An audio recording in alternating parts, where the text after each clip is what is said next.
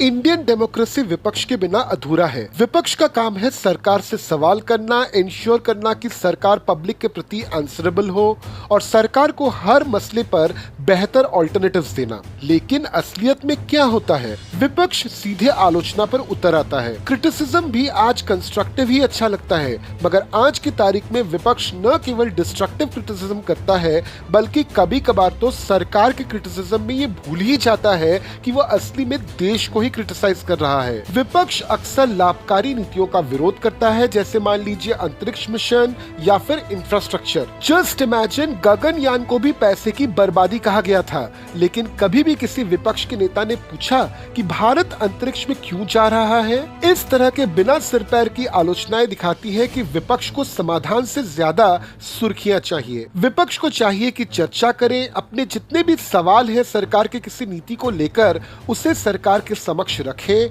Discuss करें और सरकार को अपना पर्सपेक्टिव समझाएं। मगर हमने हमेशा देखा है कि सरकार चाहे किसी की भी हो और विपक्ष में चाहे जो भी पार्टी हो, सरकार के लाए हुए नीतियों पर विपक्ष हमेशा सबसे पहले मीडिया के पास जाता है। मीडिया में डिबेट के नाम पर सरकार पर आरोप लगाए जाते हैं। सरकार पक्ष के लोग आकर उन आरोपों का खंडन करते हैं और एक लंबा चौड़ा डिबेट होता है जिसका अल्टीमेटली कोई रिजल्ट नहीं निकलता, मगर पब्लिक जो है वो इस चक्कर में पड़ जाती है कि किसकी बात को सच माने।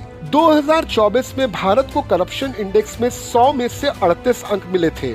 एक तो भारत में अधिकांश नेताओं का आपराधिक रिकॉर्ड है, उस पर लगभग हर एक राजनीतिक पार्टी एक फैमिली बिजनेस बन चुकी है। विपक्ष हमेशा महंगाई, रोजगार इस तरह के टॉपिक्स उठाता जरूर है, मगर किसी कॉन्क्रीट सोल्यूशन को नहीं दे पाता। जबकि हम सबको पता है कि देश के आजादी के बाद से ही ये कुछ ऐसे मुद्दे हैं जो परमानेंट प्रॉब्लम्स बन चुके हैं। और देखिए इससे होता क्या है, आज लोगों को ये लगता है कि हर एक पॉलिटिशियन करप्टेड है, जबकि ऐसा है नहीं। तो अब टाइम आ चुका है कि पॉलिटिशियंस भी अपने क्रेडिबिलिटी को लोगों के सामने रखें, स्पेशली विपक्ष के पॉलिटिशियंस, क्योंकि एक मजबूत विपक्ष ही मजबूत सरकार की नींव है और एक मजबूत सरकार ही देश को मजबूत बना सकता है। विपक्ष भारत की डेमोक्रेसी की रीढ़ की हड्डी बन सकती है, बशर्ते वो आलोचना छोड़कर सवाल पूछे। तो फिर आपको क्या लगता है, क्या विपक्ष अपने सोच को बदलेगा? कमेंट्स में आपकी सोच हमको जरूर बताइए। वीडियो को लाइक कीजिए, शेयर कीजिए, चैनल को सब्सक्राइब कीजिए। वापस मैं आपसे मिलूंगा अगले एपिसोड में एक नए स्टोरी के साथ। जय हिंद।